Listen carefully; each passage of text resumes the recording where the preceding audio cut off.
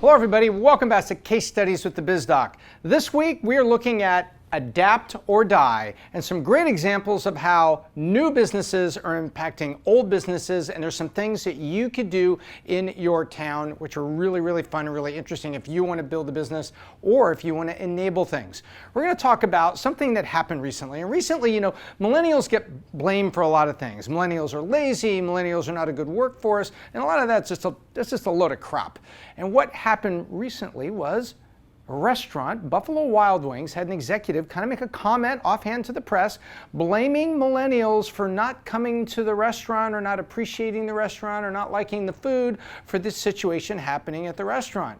Hey, Buffalo Wild Wings, how about make great food, have a great atmosphere, and maybe adapt? Well, one of the things they're doing is they are testing takeout. And up in, I think it's Minneapolis, Minnesota, they're testing 2 Buffalo Wild Wings that are pure takeout. In other words, rather than, the little takeout window that's off to the side, like Chili's, which I don't really care for, but off to the side of Chili's, there is this little takeout. You could go the other little door, go in there and pick some stuff up and go home. Trying hard, but the food was never super quality. Well, Buffalo Wild Wings has been known for some pretty reasonable, fast, casual, quality food. And so they're like, well, let's just take that whole takeout window and let's build a little mini restaurant around it with only about 30 seats max, so that people come, grab things, come home, watch Monday Night Football, hang out with your friends, do all that kind of stuff and enjoy it. Well, I think that's very interesting, and that's a way to serve the millennials rather than complaining that your full-size restaurants with your leases and all the money and everything you got invested in that, which is now going this way and you don't want it to, and you're blaming the millennials for it. No, the customer is not the problem. So many industries over the years, the customer is not the problem. Well, consumer tastes have changed. No, it's not. That's a very myopic view. The customer is moving and you haven't changed. You stayed here and the world went by. So let's take a look at a couple things here. We'll take a look over here, quality of food. We have good and then maybe sort of yeah, sort of no, yes, no, a quality scale of food.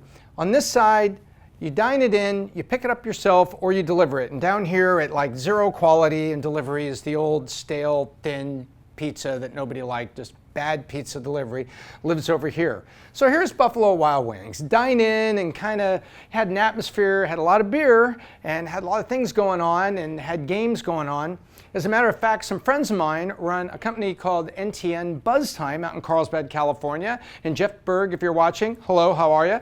And they looked at it and they enabled a bunch of very cool games that were at Buffalo Wild Wings. So Buffalo Wild Wing was trying to cater to customer by bringing in games that work around sports trivia while you're having your beer, enjoying some time with friends. So they tried to make the atmosphere, because quality food plus an experience is money, or quality food plus convenience is money. But if all you have is an experience, but you don't have quality and you don't have convenience, you have nothing. So they had games there and things that would go real good, the trivia and everything I mentioned, and all of a sudden things are sliding. And now they're moving over here to pick it up yourself. So a smaller Buffalo Wild Wings and you pick it up yourself. Well, you know what? That's kind of a slow enablement, because there's other things. Many of us, regardless of the city you live in, you probably know of a really cool little restaurant or someplace that's got really good food, and maybe a family runs it, even a larger place, but you really like it.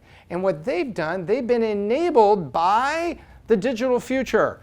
And the digital future brings you GrubHub or Eat, which is Yelp, or DoorDash, or even deliveries by the car services. There's a couple of car services, including one I can't mention because my wife refuses to let me use it anymore because of how they treat women. Lesson learned. And you can call them and get stuff delivered. So what's interesting is now you could be a local hotspot, which is not like the frenzied of activity going on here, and you're still delivering to people at home. And what millennials want more than anything else, guess what they're asking for? Quality, and they're asking to raise nutrition, which means fried food goes down, extra fatty foods go down. Maybe it's a guilty pleasure, some nice fatty ribs or something, but for the most part, they want to be healthier. That's why things like Blue Apron, where you can just get the whole thing home and it's like everything is shopped for you. You open the box, you make your recipe, it's all there. That's one way to do it, or find great places come here. Which brings me to a wild thought. Patrick and I were talking earlier today and we were saying, wow, what if people started building virtual restaurants? like get yourself equipped so that you could actually sell as a restaurant. You can do it, you can get a permit, you can do it below a certain amount, and you are actually making food that gets delivered.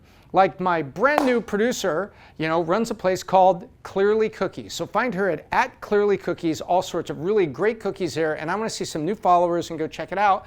Because imagine if you had GrubHub or somebody pick up the cookies for a birthday party. Now you don't even have to go get them. They can go get picked up. There's things that you can do. And I think personally that what we're seeing here is a whole new level of enablement for the entrepreneur. Make your own restaurant at home, be a service provider that brings that out, and put yourself right there in the middle of millennials that want high quality stuff. It wouldn't take much word of mouth to be popular, and you don't need to have this enormous leased place to do it. You might need to have a small, kitchen, again, with a permit from the city, but you could pull it off and get you in position. My number one thing this week was, you have to adapt or die. And the restaurants that are not adapting and are just going to die is the people they've forgotten that their menu is not good. People like Applebee's, and I don't like to name names and pick on anybody, but they're all just sliding and dying. And then you go to things like Denny's, you don't go there, you end up there. After the concert at 11 o'clock where there's nothing else downtown, and you actually go there and eat something while you're hanging out with friends while you're waiting for your hearing to come back after the Metallica concert. Yes, they're still around. So when you step back and look at it, I see that there's digital enablement that's happened at the hand of entrepreneurs, and there's an entrepreneurial opportunity for you to do things in the food space as the legacy stumbles, and there's millennials and Gen X's and Gen Y's that have got their money. They want it to be convenient. They eat home. They enjoy that, and they just want healthy, good quality food and a little bit of coolness, and that's where it goes. So that's it. The customer is not the problem. The millennials aren't the problem. Their tastes are moving to where their dollars will be spent. It's up to you to move and meet them and build quality food, even a good experience that still brings them in. If it's quality food with a good experience, you can win dollars that way. Or if it's quality food that you've made convenient to get, you can win that way. And remember, go check out at Clearly Cookies and be a follower of that. And if you're here in Dallas, get yourself some cookies. So I need the pillow. All right.